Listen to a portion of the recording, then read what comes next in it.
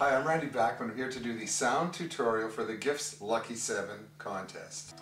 It's always been my dream. I've written a lot of songs, but it's been my dream to do the soundtrack for a movie. And a little while ago I got asked to do a narration for a movie. It was a documentary about the hermit of Gully Lake whose name was Willard. It's a true story, a documentary of a guy who jumped a troop train in the 40s and lived in the wilderness in the Maritimes for something like 50 years.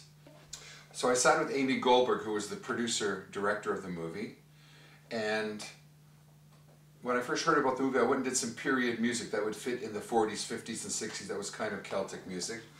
And I sent them to her, and she said, "You've nailed it perfectly as far as what we want it to sound like. We didn't want it to sound too modern. We didn't want it to sound too polished," which was really good. I was playing a lot of the instruments myself, and I didn't know how to play the instruments. And I needed to sound like these old backwoods guys who pick up an instrument and play it with no lessons, they just make noise on it. And so she liked a lot of that. Then it was very appropriate that we sat and watched the movie. And being a documentary that interviewed different people, so there'd be a person from here and she'd say, well, this guy's representing the army and the House of Parliament, so we want real military-like music. This represents a back porch guy, and these two guys are on the back porch. We want kind of like hillbilly kind of porch music. So some of the songs I had written, we assigned to each of those people, and as the characters reappeared on the screen, up would come this background hillbilly music or the military kind of music. If you don't realize the power of the music, put on any scary film, rent the DVD, and turn the sound off. It's not that scary. You need that kind of tension and anticipation created by some of the music. Chase scenes wouldn't be the same without chase music. When you're doing a soundtrack, there's a couple of very important things, and one of them is the period of time that the soundtrack is in, and usually you want to enhance that period of time. So I was looking at kind of Celtic roots kind of music from the Maritimes, fiddle, mandolin, acoustic guitars, things like that, and drum beats that were kind of like bourans or like old-fashioned sounding drums. Sometimes when you're doing a soundtrack, you want to do the exact opposite of that. An example would be A Knight's Tale, which was out a couple of years ago, and they used Queen's We Will Rock You, and they used my song Taking Care of Business in this thing about knights who were jousting and fighting. They did the same thing with Moulin Rouge, with real modern music, but usually you want to go and enhance and embrace that period. Some very important tools that I used. First of all, you must play an instrument. I don't see how you could do it without an instrument. You have to have musical knowledge. And it doesn't matter what the instrument is. It could be harmonica or piano or guitar. Piano's the best, guitar is good. For me, who's kind of a caveman, hands-on, play the instrument yourself kind of thing, and but not being a drummer, I found a couple of drum sequencers that were, sequencing programs that were quite incredible. One was Drumcore, and you could find these on the internet, Drumcore, D-U-R-M-C-O-R-E. They're from Seattle, and they have gotten 12 of the world's best drummers to sit in a room, and they're all mic'd properly, and they play all the really great and best grooves. This is Lenny Kravitz's drummer, and the drummer from John Lennon's band, and Yes, and the drummer from Santana, and some jazz drummers, Tony Williams, and guys like that. They all just play at certain beats per minute, and you could just take those and lift those. That can become the basis for your groove template and what you're going to add your music to. Another very good one is out of Sweden. It's called Groove Agent, and it's got a timeline that you could focus on, the 50s, the 60s, and 70s, and the different drum and percussion sounds from that era, and different musical styles from that era. And then you just take those and import those into your sequencing program, which for me was a Macintosh and GarageBand. But that's a sequencing program that comes with Mac. There's many others, Ableton, there's Acid Pro, there's Cakewalk, there's all kind of things.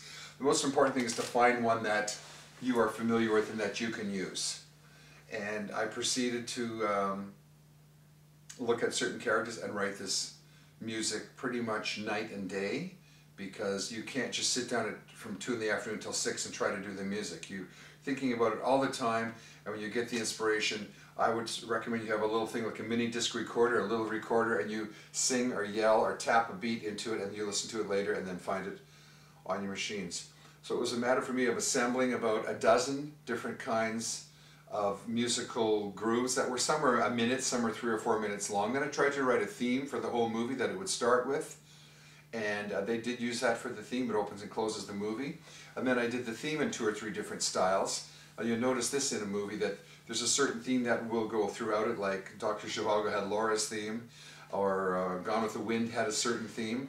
Sometimes it's played with a full orchestra, and then sometimes in the middle it's just played on one instrument, or a lonely harmonica or something kind of in the distance, and that kind of glues and pulls the movie all together. Well, if you're doing the music for a short, the music is really important. It's important that I think the music begins somewhere and goes somewhere and gets big and small to keep it interesting, because if your music just comes out and it's all this, you know, I mean, in your face, something like that, it's just, that's enough already. You're going to want to turn it down. It's like somebody yelling in your face. But if it's like,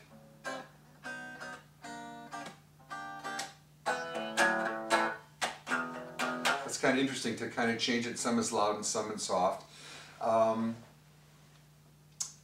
You try to write something that you think is appropriate. You take it to your director or producer, and they get to shoot holes in it and tell you, this isn't any good. Out of that 90 seconds you did, guess what? We like 4 seconds. Can you take that 4 seconds and do it over and over and over again, and then just take that last thing and put it together? So you have to be kind of willing to let your baby go, because when you're creating this music, it becomes like your baby. You know how when everyone has a baby, it's the most beautiful baby in the world, and other people look at it and go, you know, but it's just, to you it's beautiful. So it's just like the music, when you write it, this is like your creation, and it's very hard to take criticism when people say we don't like it. But that's part of the business. We are in the business of rejection and rejection and rejection. And whether you're an actor or writing the play or writing the music, you pitch it in and you do your best, and it gets rejected and rejected. But the thrill is, and it's a learning experience from every rejection, that you sooner or later look at what these people, why they passed on your music or on your script or on you at your audition, and what can I do to not have this pass happen again. And you get better. You become a better actor, a better writer, a better scriptwriter, a better music creator. Thank you for watching this music tutorial, and every day this week, Gifts is going to be releasing another classic film, and this will be an example or a template for you to follow as to a cool little film and a cool piece of music backing it up.